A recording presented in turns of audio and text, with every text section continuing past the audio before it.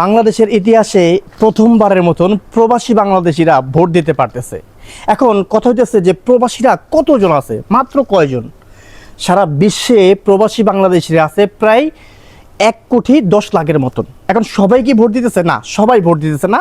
এবারে প্রবাসী বাংলাদেশিরা যে ভোট দিতে পারতেছে এটার সাবজেক্টটা বাদ দেন, কিন্তু এই যে এত সংখ্যা প্রবাসী বিদেশে আছে তারা কিন্তু ভোটের অন্যতম একটা গুরুত্বপূর্ণ পয়েন্ট। এবার কারে ভোট দিব প্রবাসীরা, এইটা বড় কথা না, সবচেয়ে বড় কথা প্রবাসীরা কারে তার পরিবারে ভোট দিতে বলবো। আমরা যদি গড়ে হিসাব করি সারা বাংলাদেশে প্রায় 12 কোটি, আমি যদি ভুল না করি 76 লক্ষ ভোটার বা এর চেয়ে প্লাস, অর্থাৎ 12 কোটি বা 12.5 কোটি ভোটার, যার ভিতরে প্রায় 1 কোটি প্রবাসীরা আছে। সেই প্রবাসীদের গড় পরিবারের ভোটার সংখ্যা প্রায় 2.5 কোটি থেকে 3 কোটি। মানে আপনি চিন্তা করে দেখেন, বাংলাদেশের সর্বোচ্চ যে পুঁজি, একটা দেশের অর্থনৈতিক ব্যবস্থা প্রবাসীদের হাতে, একটা দেশের রিজার্ভ প্রবাসীদের হাতে, একটা দেশের ভোটার প্রবাসীদের হাতে। এখন এই প্রবাসীরা যদি একবার ফোন দিয়া তার মায়েরে বলে, মা ভোটটা কিন্তু এই দলের দিও, মা ভোটটা কিন্তু এবার আমার অনুরোধে অমুকরে দিতে হইব, শুধু প্রবাসীদের ভোট দেওয়া লাগবে না, যদি প্রবাসীরা একটা ফোন দেয় তাহলেই দেখবেন যে ভোটের খেলা ঘুরে গেছে গা। তো দেখেন, প্রবাসীদেরকে যারা হালকা করে নিতেছেন তাদেরকে বলি, এইবারের খেলাটা কিন্তু অন্যরকম। আমি আমার নিজের চিন্তা ভাবনাতে দেখতেছি সারা বিশ্বের যেই প্রায় 1 কোটি প্রবাসী বা যারা ফেসবুকে অ্যাক্টিভ আছে, যারা বিভিন্নভাবে ভিডিও শেয়ার করতেছে, বিভিন্ন নিউজ শেয়ার করতেছে, সবচেয়ে বেশি কিন্তু ওজন ভারী পাল্লার হাতে। তো এখন এই খেলাটা কিন্তু চেঞ্জ করে দিতে পারে প্রবাসীরা। আমি প্রবাসী ভাইদেরকে বলবো, আপনারা যারে পছন্দ করেন, আপনার এলাকার যারে পছন্দ করেন, একজন সৎ ব্যক্তিরে ভোট দেওয়ার জন্য আপনার পরিবারে বলেন। আমি কোনো মার্কারে বলবো না।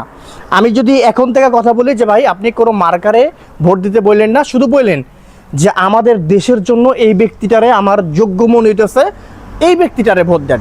তো দেখেন, গুরুত্বপূর্ণ যে ব্যাপার, প্রবাসীদেরকে যারা গুরুত্ব দেয় নাই, মারা কিন্তু তারা খাইছে, বাস কিন্তু তারা খাইছে।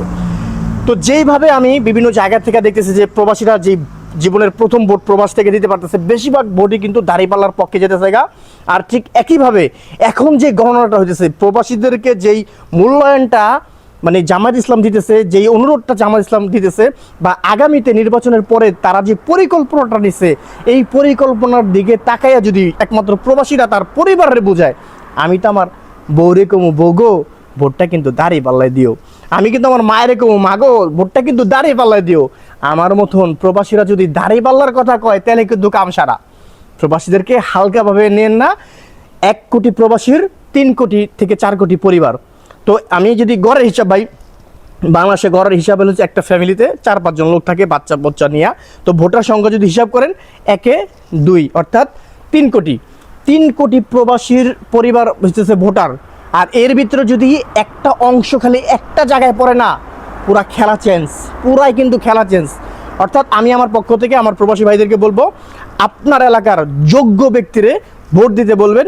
চাঁদাবাজের বিরুদ্ধে, সন্ত্রাসীর বিরুদ্ধে, দুর্নীতির বিরুদ্ধে যারা আছে তাদের পক্ষ নিতে বলবেন। এটা হচ্ছে আমার অনুরোধ, আমার মতামত। আপনার মতামত কমেন্ট বক্সে।